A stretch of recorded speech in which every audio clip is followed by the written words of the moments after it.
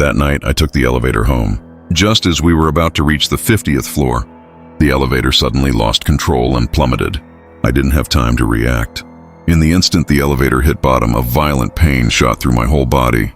Only then did I realize I was trapped in a loop. And this was already my second death.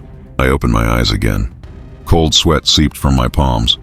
I grabbed my phone to check the times thereform. 2 consecutive deaths made it painfully clear that in this broken, inescapable elevator, only 10 seconds remained before I would fall to my death.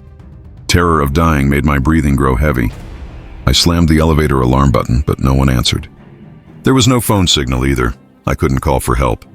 What could I do? Seconds ticked by and my heart raced faster and faster. What in this sealed elevator could I possibly use to save myself? Then I suddenly felt the marker pen in my pocket. Looking up at the CCTV camera, I had an idea, but it was already too late. The elevator plunged again and I met my third death. When I woke up again, I immediately pulled out the marker from the elevator and quickly wrote 4 characters on the elevator door. Please save me. I hoped the security guard in the monitoring room would see it. Then I fell to my knees and prayed that the guard would do something. But the goddess of fate did not smile on me. 10 seconds later, the elevator lost control again and I lost my 4th life. Waking up once more, I felt despair. Calling for help was useless. I had to rely on myself. If I pressed every floor button while the elevator fell, could that stop it? Thinking that, I rapidly pressed all the floor buttons. The elevator lurched out of control, and just when I had given up hope, it actually stopped at the 30th floor. The doors slowly opened and I bolted out into the corridor. I was about to take the stairs home when I suddenly saw a dark figure running toward me down the hall. I took out my phone and turned on the flashlight to try to make out the figure, but I still couldn't see his face clearly. Then he swung a knife at me. That was my 5th death. Who was he and why was he trying to kill me? I kept reflexively pressing all the floor buttons while trying to piece things together in my head. Was the elevator malfunction really an accident?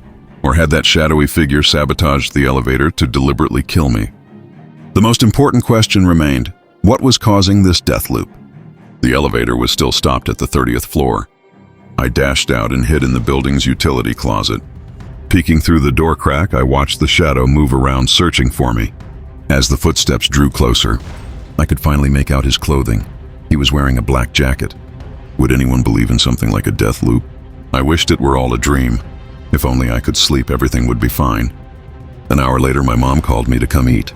Today was Grandpa's birthday, and she had cooked a big meal. The strong smell of chili hit my nose. I don't like spicy food, but my parents and Grandpa do. Just when I thought it was all over, my eyes happened to glance at a black jacket on the sofa. Isn't that the same jacket the shadow was wearing? How did it end up in our house? Whose jacket is that? I've never seen it before, I asked. It's your dad's jacket, my mom replied. He was helping in the kitchen and took it off. Put it on the sofa. Why did she ask that? Her words hit me like a thunderclap. Out of the corner of my eye, I looked toward my dad, who was scrolling. His phone and his silhouette matched. The shadow exactly. No way. It must be a coincidence. Suddenly, my dad put his phone down and looked at me. Our eyes met and I started trembling. I couldn't say another word. After dinner, I went back to my room and lay on the bed, my thoughts a mess. Soon a wave of dizziness washed over me and I blacked out. When I opened my eyes again, I was back in that familiar elevator. This was my 6th death. Why is this happening? How did I die? What happened while I was asleep?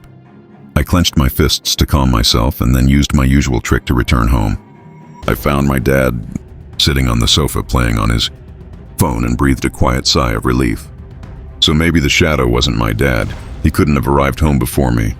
After dinner, my dad drove Grandpa out, and my mom sat on the sofa knitting a sweater with a red rabbit pattern on it. How strange. She knows I hate rabbits, so why would she knit a sweater like that? Before bed, I locked my door. Half asleep, I heard the lock turn.